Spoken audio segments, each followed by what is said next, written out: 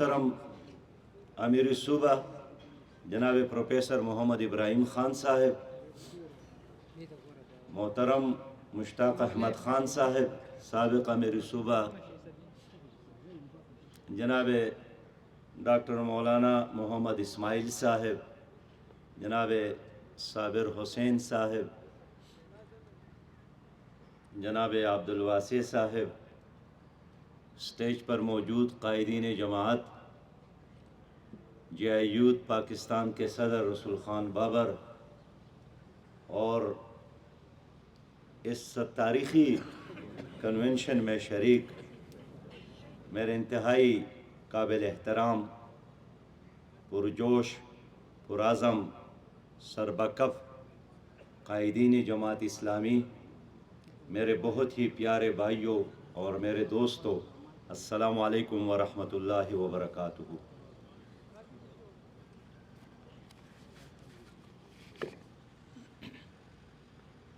آئندہ الیکشن کے لیے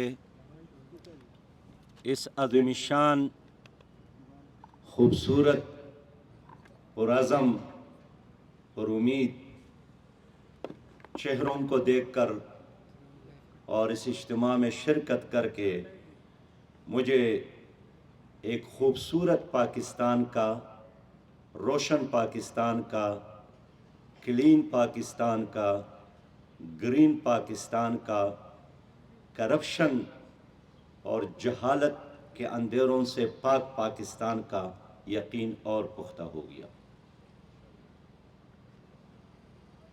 چاروں طرف بے شک مایوسیاں ہیں، لیکن امید کی ایک شمع موجود ہے جماعت اسلامی کی صورت میں۔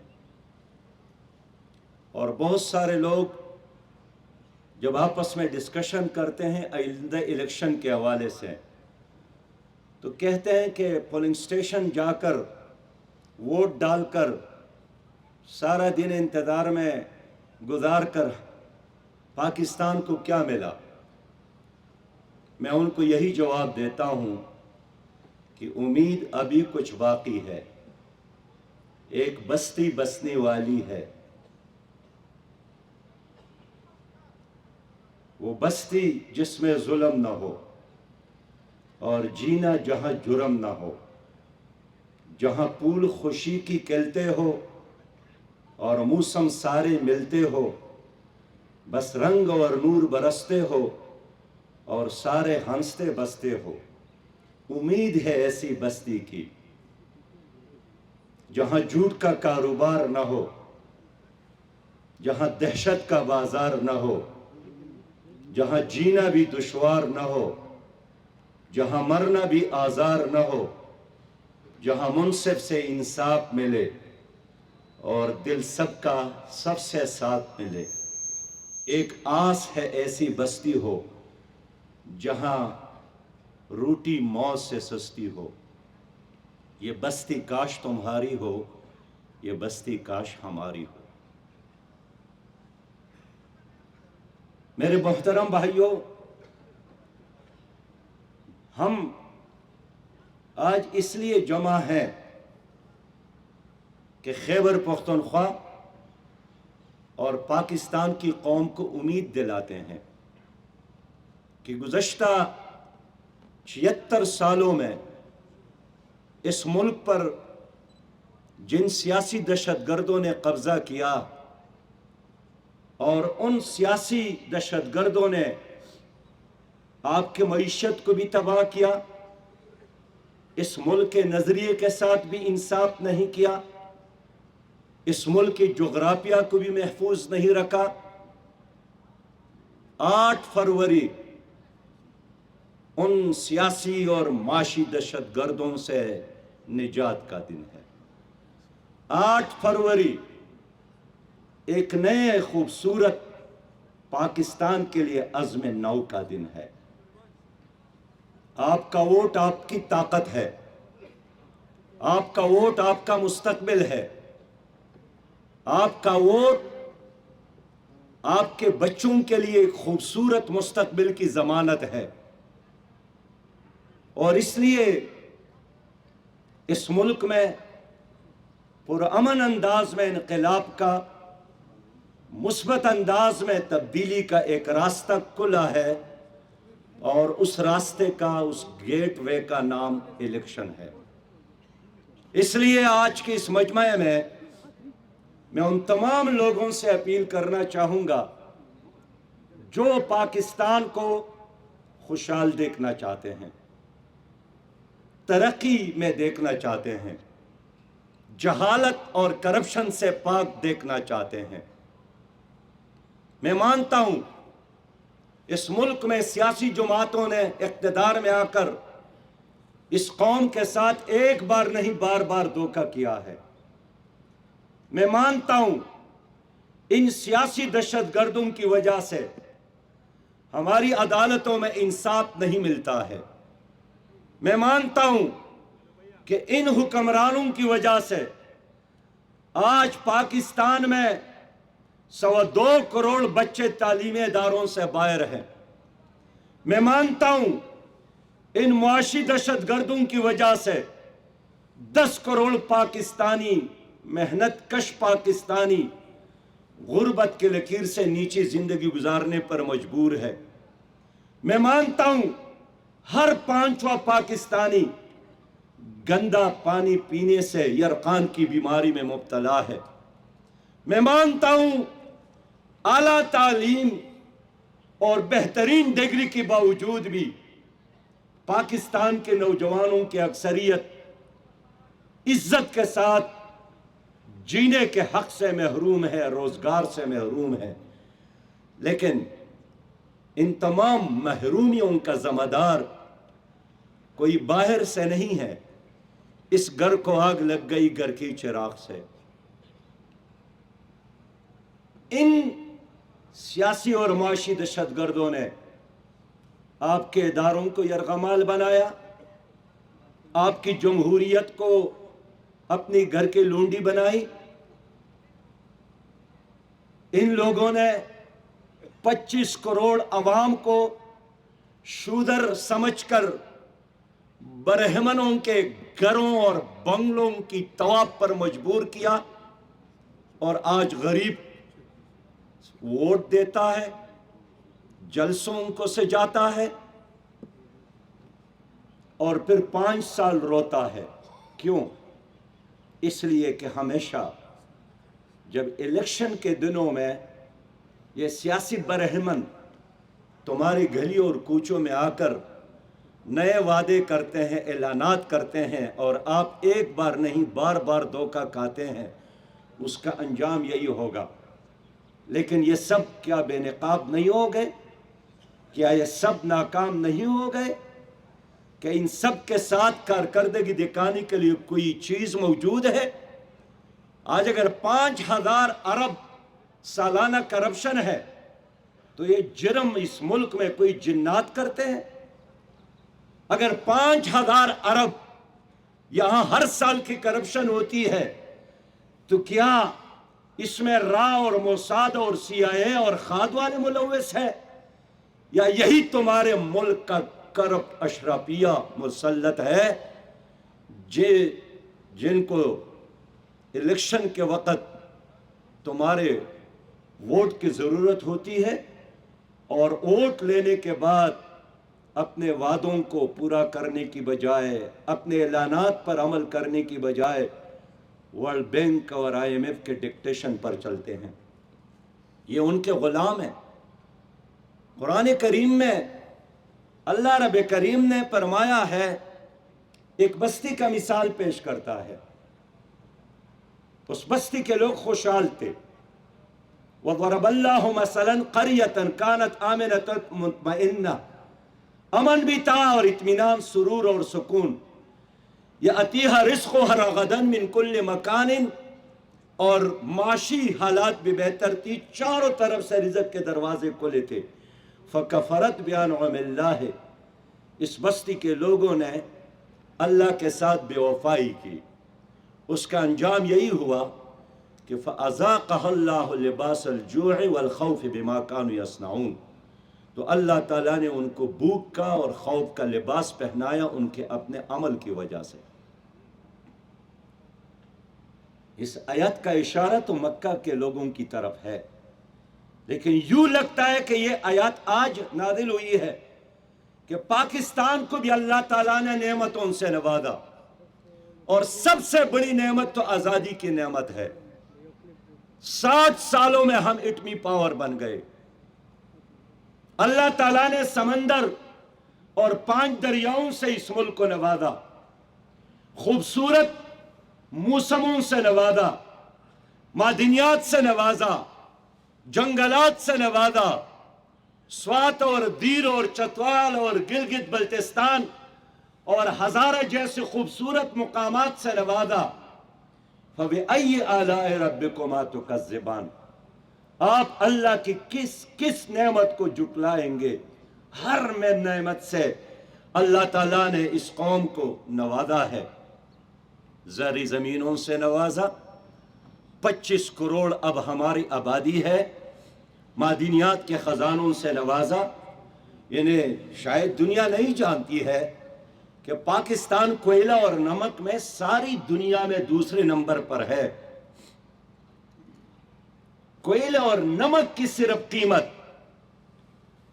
25 کروڑ ڈالر سے زیادہ ہے، 25 کروڑ ڈالر۔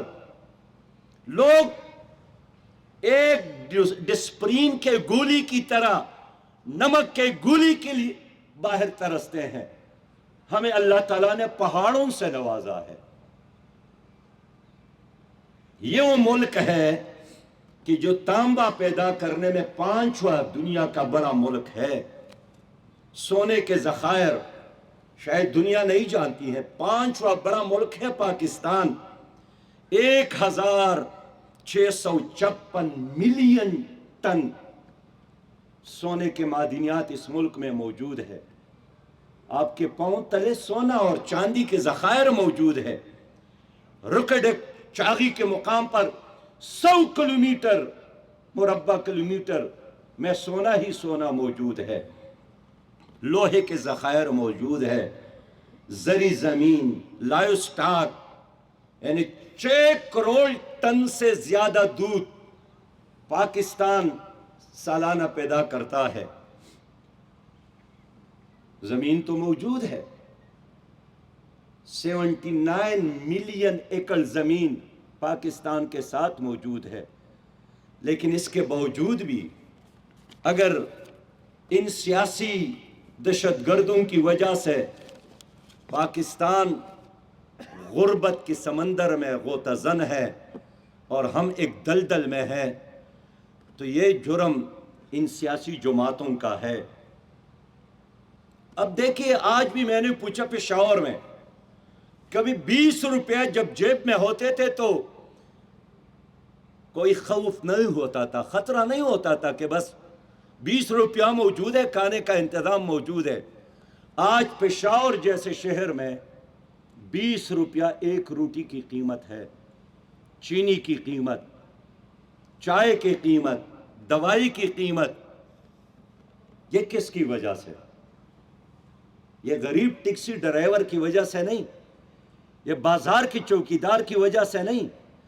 آج اگر اس ملک میں اتنا پانی ہے اور پھر بھی لوڈ شیڈنگ ہے اور بجلی نہیں ہے، اور ہے بھی تو 56 روپے فی یونٹ ہے، یہ ان ظالموں کی وجہ سے کہ 1994 میں پیپلز پارٹی نے IPPs کے معاہدے کیے، اور میں نہیں جانتا ہوں کہ دنیا میں اس سے زیادہ بدترین کوئی معاہدہ ہو کہ انہوں نے کمپنیوں کے ساتھ معاہدہ کیا کہ اگر آپ 2 کروڑ یونٹ پیدا کریں گے اور میں بے شک آپ سے 1 کروڑ یونٹ لے لوں تو میں قیمت ادا کروں گا 2 کروڑ کا، اور وہ بوجھ عوام پر ڈال رہے ہیں، اپنی ذاتی جائیدادوں سے بھی نہیں دے رہے ہیں۔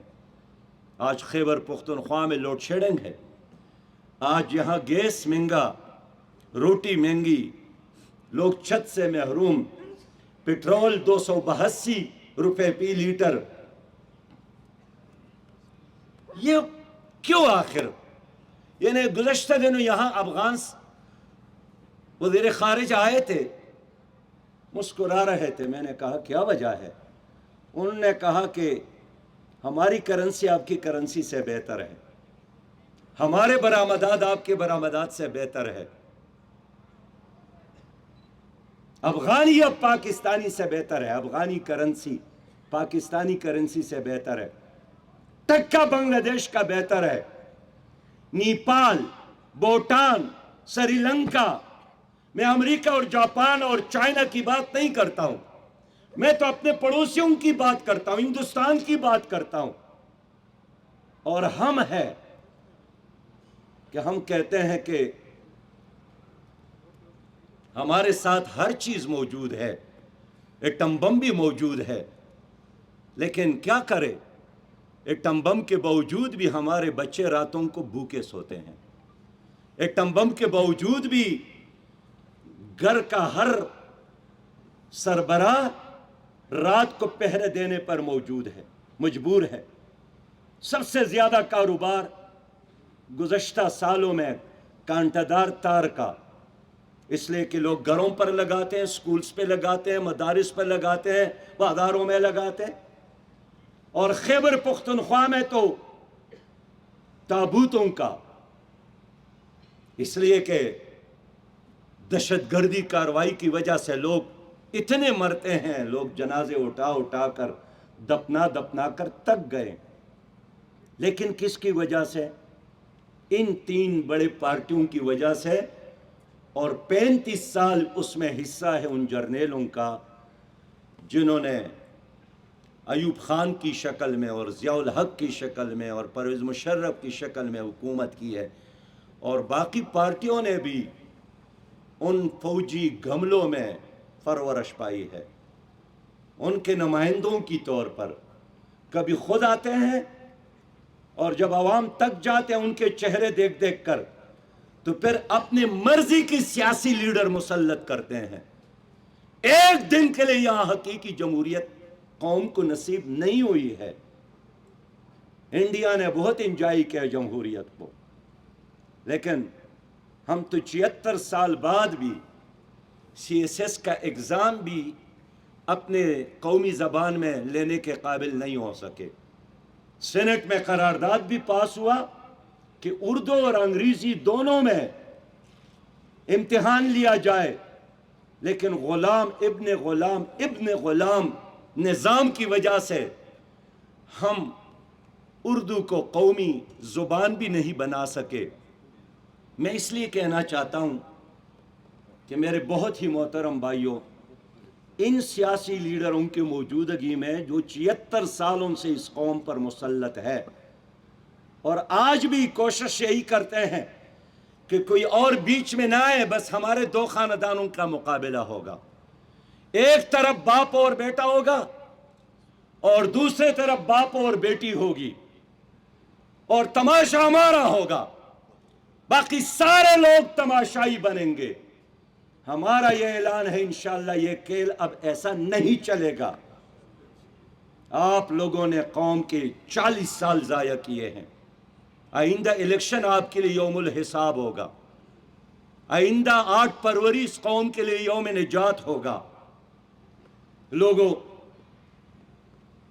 چائنا کے ایک فلاسفر ہے کنفیوشس، اس سے اپنے شاگردوں نے پوچھا کہ اگر ہماری ساتھ دفاع ہو اور معیشت ہو اور انصاف ہو اور ایک چیز چھوڑنا پڑے، تو ان نے جواب دیا کہ دفاع کو چھوڑو، اور فرمایا کہ اگر معیشت اور انصاف میں سے ایک چھوڑنا پڑے، انہوں نے کہا کہ معیشت بھی چھوڑو۔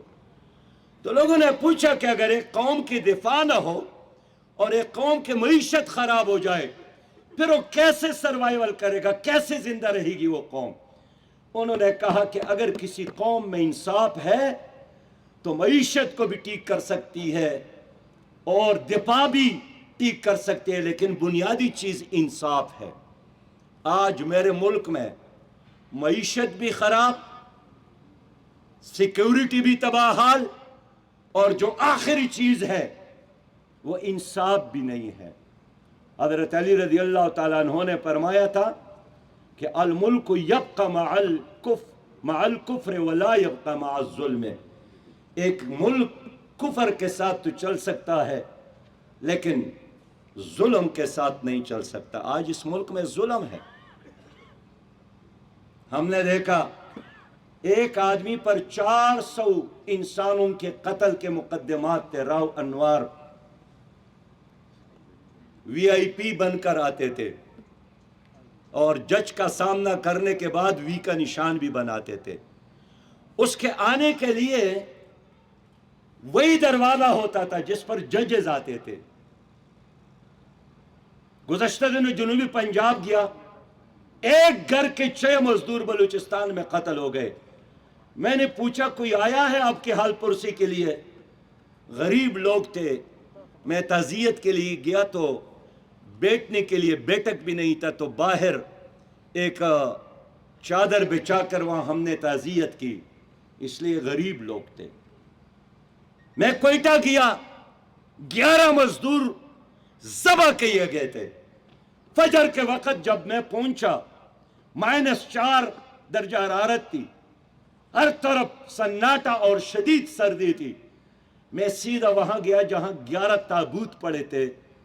मैंने कहा ये कौन लोग हैं जो इतने अरसे से उनके वारिसीन ने उनके ताबूत और उनके लाश इधर रखी हैं और कोई पूछने नहीं आता है। जब मैंने वहां जाकर देखा तो वहां जो माएँ बहनें और बेटियां थीं, उनके दुपट्टे पटे पुराने थे, उनके जूते प्लास्टिक के थे, और मैं समझा कि गरीब लोग हैं इसलिए कोई पूछने नहीं आता है।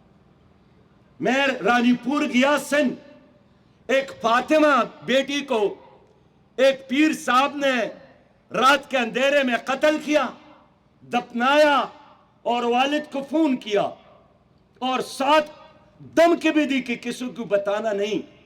मैं जब रानीपुर वहां गया, देखा वाकई गरीब लोग थे। मैंने उनसे कहा कि भाई ये जुर्म किसने किया है? वो नाम बताने में भी वो खौफ महसूस करते थे कि आप तो जाएंगे लेकिन ये जालिम लोग फिर हमारा पीछा करेंगे। और मेरे घर में और बेटियां भी हैं। 18 लोग लाहौर में मॉडल टाउन में शाम के वक्त शहीद हो गए, मारे गए, और आज तक उसका पता नहीं चला कि किसने मारे हैं। इस मुल्क में गरीब के लिए इंसाफ नहीं है, और अगर कहीं अदालत है भी, वहां पे पैसों का मुकाबला होता है। जिसके ज्यादा पैसा हो बस वही जीतता है। इस मुल्क में आम आदमी के लिए अब जीना मुश्किल हो गया है। तो इन्होंने आपके मईशत को भी तबाह किया, इन्होंने आपकी अदालतों को भी तबाह किया। पाकिस्तान का आईन प्रोफेसर इब्राहिम साहब ने भी जिक्र किया, जनाबे मुश्ताक खान साहब ने भी जिक्र किया। कहां के आईन? इस आईन में तो लिखा है कि कुरान और सुन्नत के खिलाफ कोई कानून साजी नहीं होगी। तो क्या सूद और सूदी निज़ाम ये शरीयत और कुरान और सुन्नत के खिलाफ है कि नहीं है? कहां का आईन? पाकिस्तान की अदालतों ने, कुरान ने, इस्लामी नजरियाती कौंसिल ने, सब ने फैसला दिया कि पाकिस्तान में सूदी निज़ाम को ख़त्म किया जाए। लेकिन कैसे ख़त्म हुआ? इस वक्त भी शरई सूद पाकिस्तान में 22.7% है। हमारे पड़ोस में इंडिया है, वहाँ 6.7% है शरई सूद, और पाकिस्तान में 22.7% है। ये सूद छोड़ने के लिए अब भी तैयार नहीं है। पीडीएम की हुकूमत कायम हो गई, उसका सरबराह एक हमारे मुहतरम मौलाना साहब थे। तो हमारा ये ख्याल था कि ये कुछ नहीं कर सकता है, तो कम से कम सूदी निज़ाम को ख़त्म करने के लिए इस हुकूमत को तैयार करेगा कि चले कुछ ना हो, इस सूद को कम से कम ख़त्म कर ले। लेकिन पीडीएम की हुकूमत के बाद जब देखा हमने तो सूद में, शरई सूद में और इजाफा हुआ था। मेरे भाइयों, ये 2 पाकिस्तान है इस वक्त, एक गरीब का और एक वीआईपीस का। शहर तकसीम हो गए, اسکول تقسیم ہو گئے، ہاسپٹل تقسیم ہے، پورا نظام تقسیم ہے۔ حال یہ ہے کہ غریب زیادہ ٹیکس دیتا ہے، وی آئی پیز تو ٹیکس بھی نہیں دیتا ہے۔ ان کو شرم نہیں آتی کہ 700 کنال پر مشتمل ایک گورنر ہاؤس، 1 کلومیٹر پر مشتمل دوسرا گورنر ہاؤس، 800 کنال پر مشتمل تیسرا گورنر ہاؤس، تو امریکی صدر جس وائٹ ہاؤس میں رہتا ہے، آپ کے پشاور کا گورنر ہاؤس وائٹ ہاؤس سے بڑا ہے۔ ایک اسپی 104 کنال گھر میں رہتا ہے، سینکڑوں وہاں نوکر، کام کرنے والے، خدام۔ میرے بھائیوں، کتنے بے رحم ہے یہ لوگ، اور جب حکومت کے بعد فارغ ہو جاتے ہیں۔ آج میں بتانا چاہتا ہوں کہ اوباما امریکہ کا صدر تھا، امریکہ جیسے ملک کی صدارت سے فارغ ہو گئے تو اب یونیورسٹی میں پروفیسر ہے۔ کلنٹن فارغ ہو گئے، کام شروع کیا کمپنی میں۔ روس کے صدر گورباچوف فارغ ہو گئے، یونیورسٹی میں اپنے بچوں کے اخراجات برداشت کرنے کے لیے پروفیسر بن گئے۔ آپ کے یہاں کے حکمران جب فارغ ہو جاتے ہیں تو ان کے شوگر ملز میں اضافہ، ان کے جائیدادوں اور پراپرٹیز میں اضافہ، بینک بیلنس میں اضافہ۔ تو کب تک یہ کھیل چلے گا؟ میں اپنی قوم سے پوچھنا چاہتا ہوں، کیا ہم آزاد قوم نہیں ہیں؟ کیا ہمارے بڑوں نے آپ کی خوشی اور ایک خوشحال پاکستان کے خاطر قربانیاں نہیں دی؟ کس نے آپ کی اس خوشیوں کو ماتم میں تبدیل کیا؟ ان 3 بڑے پارٹیوں نے اور ان جرنیلوں نے جنہوں نے 35 سال تمہاری اوپر حکومت کی ہے۔ اس لیے وقت آیا ہے کہ ہماری قوم اب فیصلہ کر لے کہ ان کو کیسا پاکستان چاہیے۔ جماعت اسلامی ایک عزم کے ساتھ میدان میں اتر رہی ہے۔ ہم سے لوگ پوچھتے ہیں کس کے ساتھ اتحاد کریں گے؟ میں نے کہا کس کے ساتھ اتحاد کروں؟ ان کے ساتھ جن کا نام پاناما لیکس میں ہے، ان کے ساتھ جن کے نام بینک لوٹنے والے، سٹیل مل تباہ کرنے والے، پی آئی اے کو تباہ کرنے والے، ان لوگوں سے کیسے ہمارا اتحاد ہو سکتا ہے؟ ہم ان کا مقابلہ کریں گے ان سے اتحاد کی بجائے۔ ہم اتحاد کریں گے، عوام کے ساتھ کریں گے، بادمیر لوگوں کو ساتھ لیں گے۔ اس لیے یہ الیکشن قوم کے لیے بہت اہم ہے۔ اگر قوم ہمارا ساتھ دے اور دے گی انشاءاللہ تعالی، اب کوئی اور آپشن نہیں ہے، ہم اس ملک سے سودی نظام ختم کریں گے۔ ہمارا پہلا آرڈر آف دی ڈے یہی ہوگا، سودی نظام کا خاتمہ۔ ہم عدالتوں میں قرآن اور سنت کی نظام کو نافذ کریں گے۔ ہم اپنے بچوں کو یکساں نظام تعلیم دیں گے۔ ہم بے روزگار نوجوانوں کو روزگار ملنے تک بے روزگاری الاؤنس دیں گے۔ ہم اس ملک کے ہر بزرگ شہری کو، مرد ہو یا عورت، بڑھاپا الاؤنس دیں گے۔ ہم وی آئی پی کلچر کا خاتمہ کریں گے۔ ہم ان بڑے بڑے محلات کو، ان گورنر ہاؤسز کو، ان وزرائے اعلیٰ کے ہاؤسز کو، اس شاہانہ طرز حکمرانی کو ختم کریں گے انشاءاللہ تعالی، اور عوام کا پیسہ ہم عوام پر لگائیں گے۔ ہم آئی ایم ایف سے ڈکٹیشن نہیں لیں گے۔ میرے پیارے بھائیوں، ہم زرعی انقلاب لانا چاہتے ہیں۔ جتنا غیر آباد زمین ہے، نوجوانوں میں کھاد، ٹریکٹر اور بیج کے ساتھ تقسیم کریں گے کہ آباد کرو، پاکستان کو زرعی پاکستان بنا دو۔ ہم مائکرو فائنینسنگ کر کے ہر نوجوان کو بلا سود قرضہ دیں گے کہ اگر باہر جگہ نہ بھی ہو تو اپنے گھر کے اندر کسی کمرے میں ایک چھوٹا سا سنتی یونٹ لگا کر اپنے گھر اور اپنے ملک کو خوشحال رکھو۔ اس وقت جو بھی کاروبار کرنا چاہتے ہو باہر بھاگتا ہے۔ گزشتہ دنوں میں تہران گیا، ایک نوجوان ملا، پشاور کا تھا، کہ یہاں ہم نے کارخانہ لگایا۔ میں نے کہا پشاور میں کام کیوں نہیں کر رہے تھے؟ انہوں نے کہا کہ 22 محکمے ہیں، سب کے سب ہم سے رشوت مانگتے تھے۔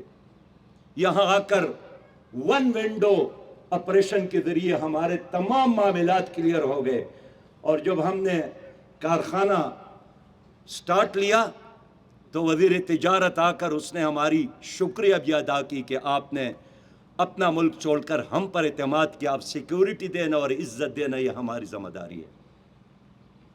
پاکستان کو کسی چیز کی ضرورت نہیں ہے، نہ قرضوں کی ضرورت ہے، نہ کشکول معیشت کی ضرورت ہے۔ پاکستان کو ایک ویژنری قیادت کی ضرورت ہے۔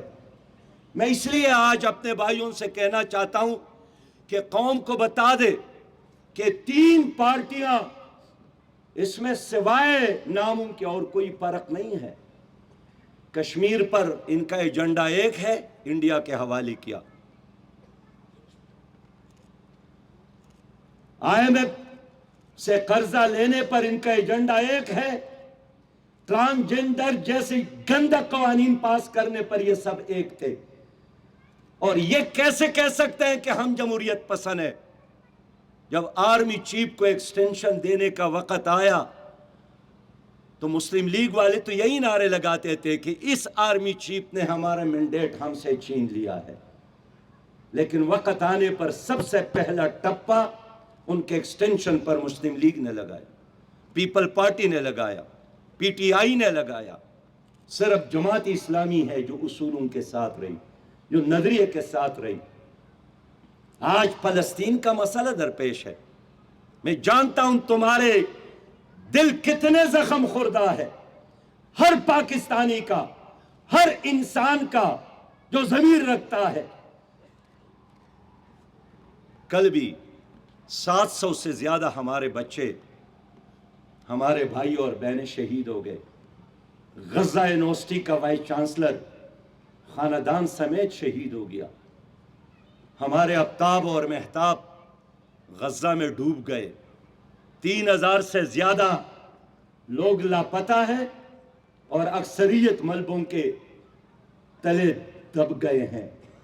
جہازوں سے بمباری، بحری بیڑوں سے بمباری، توپوں کی بمباری، آگ میں غزہ جل رہا ہے۔ میں اسرائیل سے گلہ نہیں کرتا ہوں، اللہ کا فیصلہ ہے کہ تمہارا دشمن ہے۔ مجھے گلہ ان حکمرانوں سے ہے کہ 58 دن گزر گئے، OIC کا اجلاس بھی ہوا، کچھ نہیں ہوا، اور آج بھی یہ اس انتظار میں ہے کہ غزہ کی یہ مزاحمت ختم ہو جائے۔ ان کے دل آج بھی امریکہ کے ساتھ ہے، خوف کی وجہ سے بات نہیں کر سکتے۔ جماعت اسلامی نے کراچی میں، اسلام آباد میں، لاہور میں، پشاور میں، ہر شہر قریہ قریہ مارچز کیے، ملین مارچز کیے۔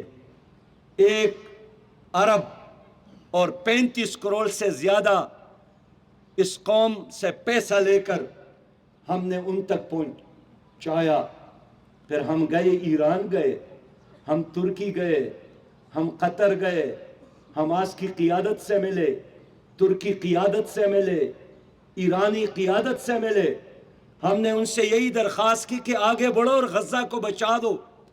اگر آپ یہ کام نہیں کر سکتے ہیں تو پھر ہمیں راستہ دو۔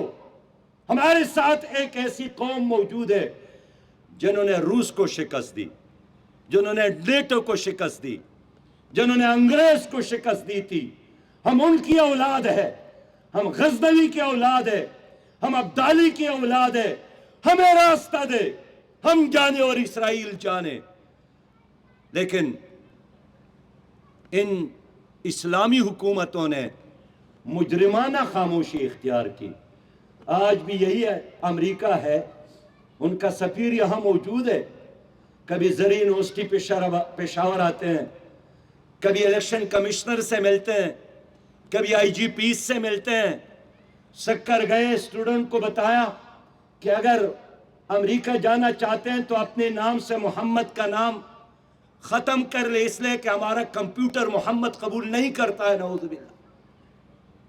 آج وہ یہاں بادشاہ بنا بیٹا ہے، لیکن اس امریکہ کے خوف سے ان 58 دنوں میں میری قوم کو جاننا چاہیے، روس کی پیوٹن نے تو بیان دیا، ہمدردی کا اظہار کیا، آنسو بہائے، آئرلینڈ کے پارلیمنٹ نے سفیر کو بلایا، فلسطینی سفیر کو، کیوبا کے صدر نے احتجاجی جلوس کی قیادت کی، تو اردگان نے ایک احتجاجی لاکھوں کے جلسے کی قیادت کی، لیکن آپ کی پیپلز پارٹی نے ایک بیان بھی نہیں دیا، مسلم لیگ نے ایک بار بھی احتجاج نہیں کیا، کسی اور سیاسی جماعت نے، یا اس لیے کہ ڈرتے ہیں کہ اگر مسلم لیگ احتجاج کرے، پیپل پارٹی احتجاج کرے تو امریکی سفیر اس کا نوٹس لے گا اور آئندہ ہمیں حکومت نہیں ملے گی۔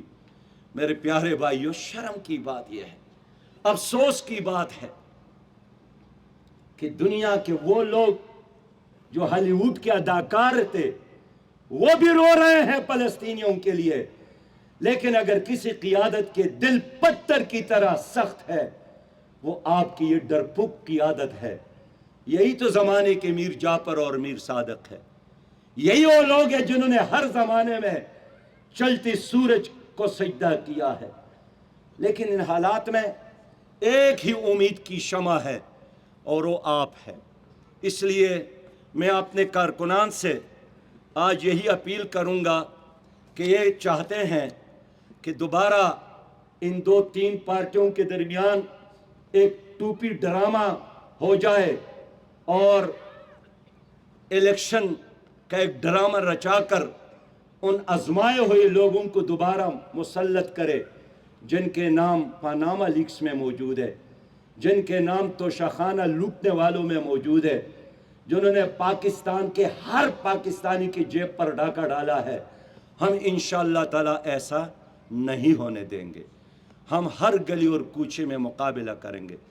میں نوجوانوں کو اپریشیٹ کرتا ہوں کہ انہوں نے 8 دسمبر سے لے کر 8 فروری تک ایک الیکشن کمپین کا فیصلہ کیا ہے، اور اس جذبے کے ساتھ کیا ہے کہ ہم اپنے لیے اور اپنے آنے والے نسلوں کے لیے ایک خوبصورت پاکستان بنانا چاہتے ہیں۔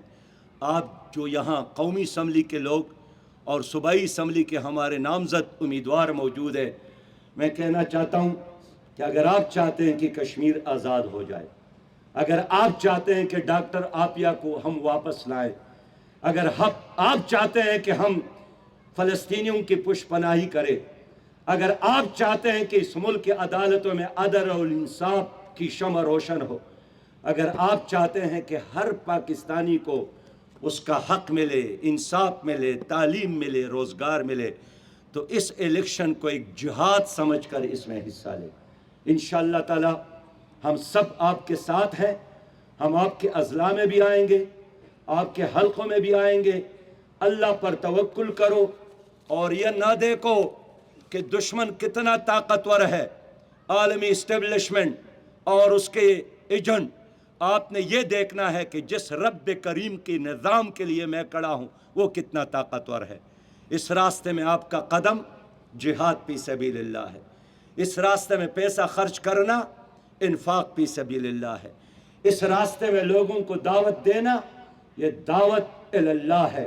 اس لیے انفروا خفافا وثقالا، نکلو اللہ کے راستے میں، خواہ ہلکے ہو یا بجل۔ اور میرے ساتھ آج آپ نے یہ عہد کرنا ہے کہ جو 60-65 دن باقی ہے اس میں آپ نے کوئی اور کام نہیں کرنا ہے۔ کل میرے یہاں 2 ساتھی تھے، ایک دیر کا اور دوسرا بھی، وہ عمرے پر جانا چاہتے تھے۔ میں نے کہا اگر جہاز میں بیٹھے ہو تب بھی واپس آ جاؤ، اترو جہاز سے۔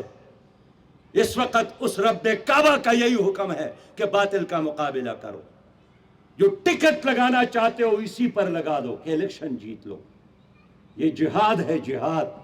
ہم نے اس ملک کو بچانا ہے، اس ملک کے نظریے کو بچانا ہے، اس ملک کے جغرافیے کو بچانا ہے، اس ملک کے مسجد اور مینار کو بچانا ہے، اس ملک کے ماؤں بہنوں اور بیٹیوں کی چادر اور دوپٹے کو بچانا ہے، اس ملک کی تہذیب کو بچانا ہے، اس ملک کی شاندار ماضی کو بچانا ہے، تو کیا یہ اللہ کے راستے میں جہاد ہے کہ نہیں ہے؟ یہ جہاد فی سبیل اللہ ہے۔ اقبال کے ان اشعار کے ساتھ اقبال نے فرمایا تھا، رب کو مخاطب کیا تھا کہ تو شب افریدی چراغ افریدم، اے میرے رب تو نے رات پیدا کی ہے لیکن میں نے رات کے لیے چراغ بنایا۔ صفال افریدی ایاغ افریدم، اے میرے رب تو نے مٹی بنائی میں نے اس سے پیالہ بنایا۔ بیابان و کوثار و راغ افریدی، اے میرے رب تو نے بیابان بنائے، کوثار بنائے اور جنگلات بنائے۔ خیابان و گلزار و باغ افریدم، میں نے تمہارے کوثاروں سے اور کوہستانوں سے اور جنگلی بوٹوں سے خیابان بنائے، گلزار بنائے اور باغات بنائے۔ اور اقبال فرماتا ہے، من انم کے اسنگ آئینہ سازم، میں وہی ہوں کہ میرے رب میں پتھر سے آئینہ بناتا ہوں۔ من انم کے الزہر نشینہ سازم، اے میرے رب میں وہی ہوں کہ میں زہر سے تریاق بناتا ہوں۔ تو ان اندھیروں میں چراغ جلانا آپ کا کام ہے، اس مٹی سے پیالہ بنانا آپ کا کام ہے، ان بیابانوں اور کوثاروں اور راغوں کو خیابانوں اور گلزاروں میں تبدیل کرنا یہ آپ کا کام ہے، اس پتھروں سے دوبارہ آئینہ بنانا یہ آپ کا کام ہے۔ اور اللہ کا اعلان ہے وَأَنْتُمُ الْأَعْلَوْنَ إِن كُنتُم مُؤْمِنِينَ۔ تو میرے پیارے بھائیوں، کیا آج آپ یہ عہد کرتے ہیں کہ آپ اور آپ کے ساتھ جتنے کارکنان ہیں یہ 63 دن جو باقی ہے یہ ایک جہاد کے جذبے سے گزاریں گے انشاءاللہ تعالی؟ جی ڈاکٹر عطا الرحمان صاحب آپ میرے ساتھ، بلکہ کھڑے ہو کر وعدہ کریں، کھڑے ہو کر وعدہ کریں کہ ہم نے جہاد کے جذبے سے یہ 8 فروری تک جدوجہد کرنا ہے، اس قوم کے نجات کے لیے، اس قوم کو ایک خوبصورت پاکستان کے لیے، اور اس قوم کو ہر ظلم سے نجات کے لیے ہم نے ایک اسلامی پاکستان کی تعمیر کے لیے انشاءاللہ جدوجہد کرنا ہے۔ اللہ تعالیٰ آپ کا حامی و ناصر ہو۔ وآخر دعوانا ان الحمدللہ رب العالمین۔